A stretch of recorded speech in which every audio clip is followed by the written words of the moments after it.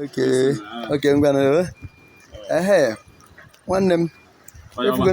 efugonu na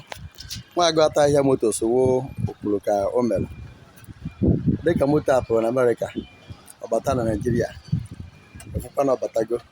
nke anyị na-abịa iburu moto ya nwanne m nke ka o bidoro na nwanne nke a onye ere ụka ọfụnanya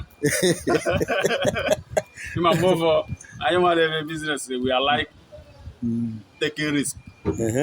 na-agbazo eteke risk nke ya wọt kwa intake so yes yo ahụla m n'anya kwekwere and also my duty now ile recommend Nwaguatahihia to other friends not a trustworthy person ihe ọ gwara m ihe o kwuru ọ sị na ọ ga-ebutere m non-dent moto m kwa ya is as neat as ọ gwara onye m gwara ihe na-aga ebili lot ya moto dị as neat as so onye mere m kwụsị na m ga-eji aka m bịa ka ịfụnanya before m alawa east ọrara ma esi ka ebulata ya nwere ike ebulata ihe hụrụ ị gaghị like ya ihe m hụrụ online bụ ihe m na-ahụ na Lagos ahụla m n'anya ma kwere Nwaguatahihia biko aka m dị n'elu nkwetọ nke izizi nke mbụ na mbụ eze Chimeleze nke mbụ na mbụ nwanne m agụrụ Igwe na-ekwu Igwe live so mgbada chọrọ ego moto biko jere na nke Nwaguatahihia nkwetọ otu aka ọ dị mmanụ ọnwa Ghana dalụ enweghị ife asịrị ya o nyere ọṅụ moto bụ ụdị ụtọ ya draịvụ o nwerekwa ife asịrị ya ka dọkụmentị ahụ akwanye gbasara ya nọ o nweghị ife asịrị ya mbịa o nwere ife asịrị ya chacha buy and drive moto wu mmiri ụtụtụ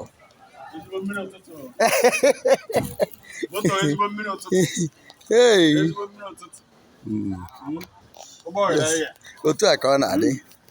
everything zuru ezu Nwaguatahihia moto ọ na-emezo moto before ha ezoro catalyst ma ezoro spare tire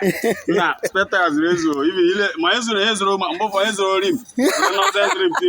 na moto zuru ezu ile rim ị ga-egwete lim gwụtara moto kwadoro ọfụma ọ chịkọrọ ọnụ Nwaguatahihia moto sweet nna agwa gị ebiri ihe m rụrụ but I thank God to God be the glory onye nwe ya n'ala ekene onye buru moto ọ na-enwe aṅụrị maka na ihe ekwulu ka a na-eme Nwaguatahihia moto so dị disappointing ndewo dịka ị na-petrolize Nwaguatahihia ipetrolize Nwaguatahihia igolu nke gị soro ibe nwere aṅụrị ihe moto Onitsha n'aka Nwaguatahihia motos kpọọ Nwaguatahihia n'onwe na +165 121 40 724 ka WhatsApp line ya ma ọ na-ekpọrọ Nwaguatahihia na +165 1815 1043 direct line ma ọ na-ekpọrọ Okeọla afụ our in-law manager na 080 374 53076 ma ọ na-ekpọrọ Igwe na 070 3333 1630 070 3333 1630 Igwe n'onwe ya mgbe ọbụla ị chọrọ ịkpọ Nwaguatahihia kpọọ ya nọ na Zaza mgbe ọbụla ị chọrọ ịkpọ Nwaguatahihia motos ịkpaghakwa nke ọbụla ịnwetago Nwaguatahihia ka Chineke gọzie gị dị gị na-petronize Nwaguatahihia motos jide ka unu jee ndewo